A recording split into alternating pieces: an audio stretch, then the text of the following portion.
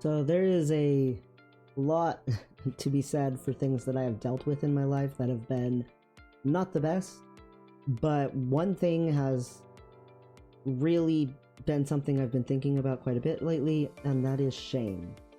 There is so much that comes from growing up in an abusive home or poverty or being bullied all the time at school or, the multitude of things that I have dealt with. But I would say one of the biggest things that comes from that is shame.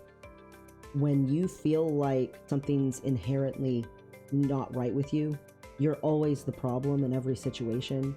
You feel like no one wants you to exist. You feel like you always need to be the smallest person in the room, to be as unintrusive as possible, accommodating as you can be, to make up for the inconvenience of being around you that other people experience. There is a constant compulsion I have to be kind and as good of a person as possible, and part of that is by choice and is intentional, and part of that isn't in the remotest way noble. Part of it is compulsion because I'm always trying to make up to everyone that I'm there, because I automatically assume I'm annoying or I'm a problematic person, that I am disappointing, and I have to struggle with that a lot. And there are unfortunately an abundance of people who have helped reinforce that feeling throughout my life, and continually, even to this day, there are people who reinforce that feeling, and it's hard. I finally had to come to a certain point not that long ago where I realized that I had been destroying myself for other people over and over again throughout my life. That I would probably be decently well off if I hadn't spent decades of my life just giving everything I had to other people, destroying myself for them in the hopes that one day I could be a good enough person that it would be good enough that they could forgive me for being alive, that everyone could forgive me for being here. Like, how dare I? I have given away a home. I have given away every single object I owned, all my personal possessions, down to only owning what would fit in the backseat of a car multiple times. I have given away tens of thousands of dollars. I have thrown away almost every asset or every penny that I've had in my life for other people. Basically, whatever I had that was required for survival, I spent that, and then anything over that, even if it was just $25, was, how can I make this other person happy? How can I save up for something necessary, or else save up to make this person happy? I know that part of it is from a disorder that I have, and no, it's not codependency, if that was your guess. I actually have never been diagnosed with a dependency disorder. But I recognize that part of it is also just shame, and trying to feel like I could ever be a worthwhile person to someone. Not that long ago, I finally came to the conclusion that I had been spending my entire life trying to prove my mother wrong, trying to prove that I wasn't unlovable, and it hadn't worked. And that was a very difficult thing to realize, that I might actually just be unlovable. And that doesn't mean no one could ever love me in any way, shape, or form ever, or like me. That means that no one has ever loved me in my entire life beyond a certain point.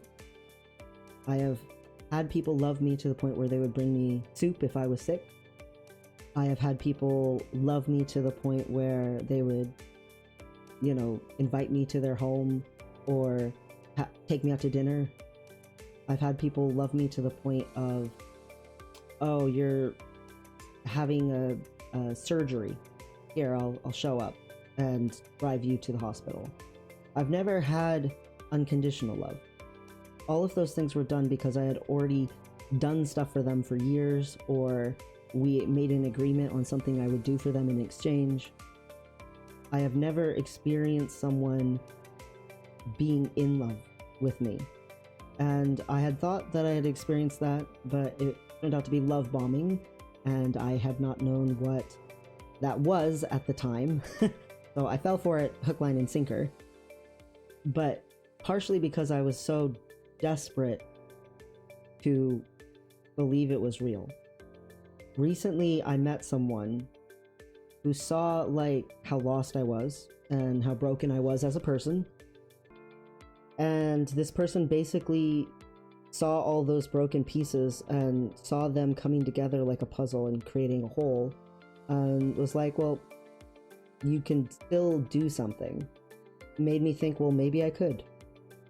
Maybe even if I am unlovable and my mother wasn't wrong, maybe I still could. Maybe even if I am almost 40, I could help someone and my life would have some sort of significance, even if I will never be significant to someone. What bigger way to prove that maybe I should have been born after all than to die having given more than I took? And maybe that's not a perfect answer to the problem of shame. Maybe that's not what a therapist would suggest. Maybe that's not, what's written in self-help books. But sometimes investing in yourself looks like facing really hard truths. I don't matter to anyone to the point where they miss me if I'm gone, or that I am thought of, or that when they're doing something, they're like, oh, I wish that person was here. They'd be a great person to make memories with. Nothing like that. And even if that's true, I feel like I could still do something to help whole groups of people. And that's an important thing. To be able to be real with myself and not lie to myself. Because I've spent my whole life, for the majority part, pouring my energy and my resources and my longevity and everything that I am into something that had the same likelihood as winning the lottery or getting struck by lightning. Here I am saying financially, those are poor, risky, not necessarily the wisest things to pursue. You're not very likely to get rich doing that. And I've realized you're not very likely to get happy in life doing that either. Pouring yourself into high risk, low chance of anything happening just because the reward is something you want so desperately. Destroying yourself in the hopes that finally some person will see you instead of just how easy you are to take advantage of. It's hard, but recognizing it means that I can instead turn and put my energy and put my resources into pursuing things that have a way higher chance of happening. It is extremely more likely that I can help people than that someone's gonna come along and rescue me. No one ever rescued me. That's my biggest problem with movies. You watch this person be miserable or abused or whatever it is, and then someone comes along and sees them or cares about them or notices that they're struggling. But someone did see potential in me to help people, and I have been trying to help people for as long as I can remember. I have years worth of volunteer hours put in to multiple different types of communities and stuff, and they were like, why are you helping one person at a time? And I was like, why am I helping one person at a time? And that's a little bit not true, because I've run like support groups and suicide prevention support systems and things like that. I've worked a lot with helping whole groups of people at a time, but the groups were always like 20 people or less kind of a group, not a whole group of people like I could help thousands of people at a time. And so that's what I'm trying to do. I am stepping away from the thing that's pretty much proven to be near impossible, almost an insurmountable thing, and I am in pursuit of pouring myself and investing myself into what I believe has much more high odds of actually happening. And that's what I would tell someone to do with their budget. That's what I would tell someone to do with their finances and their investments. That's what I'm saying to do with investing in yourself. What's the thing that you've been doing over and over and over and over again, no matter how much it hasn't worked, no matter how much it's detrimental, no matter how degraded you feel? What's the thing that you keep doing over and over again that just reinforces the shame? It is not easy to confront shame. I am so ashamed of being so impossible. I hate it. I really have had to confront something that's not easy at all.